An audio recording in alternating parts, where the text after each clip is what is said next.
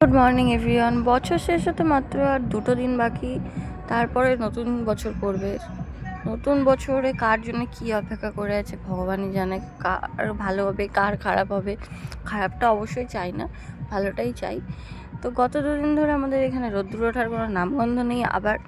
আর ওই জন্য আমি ছাদ ঘুরে আসলাম একটু রোদ্রে বসার জন্য, কিন্তু রোদের তো দেখা নেই। আর এরাও ঘর থেকে বেরোচ্ছে না কারণ রোদ্দুর জন্য। আর আমি এখানে বনবিটা বানিয়ে নিয়েছিলাম আর ঘরে বসে কম্বলের মধ্যে বসে বসে খাচ্ছিলাম। আর তারপরে বাইরে চলে এসেছিলাম এই গাছটা দেখতে। এই গাছটা দেখতে আমার খুব ভালো লাগে, কেন এত গোলাপ ফুল ফোটে এই গাছটাতে। আর এপাশেও একটা গাছ আছে, সেটাতেও খুব সুন্দর গোলাপ ফুল ফোটে, কিন্তু কিছুদিন পরে গাছটা আর হয়তো থাকবে না। তারপরে আমি বানিয়ে নিয়েছিলাম চাউমিন।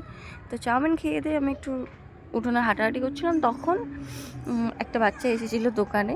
তো এই লম্বা লম্বা পাঁপড়গুলো নেবে, আর ও আমাকে বলছে তুমি গিয়ে, তোমাকে তো আগে কোনো দিন আমি এই বাড়িতে দেখিনি, আমি তো ডেলিই আসি। আমি বলছি আমি তো এই বাড়িতেই থাকি। বলছে তাহলে তুমি মনে হয় ঘর থেকে বেরোও না, আর তুমি কি ভিডিও বানাও? আমি বলছি হ্যাঁ। তা বলছে যে হ্যাঁ আমি তোমার ভিডিও ফেসবুকে দেখেছি। ও আচ্ছা আচ্ছা, খুব ভালো লাগলো শুনে যখন কেউ বলে ফেসবুকে ভালো।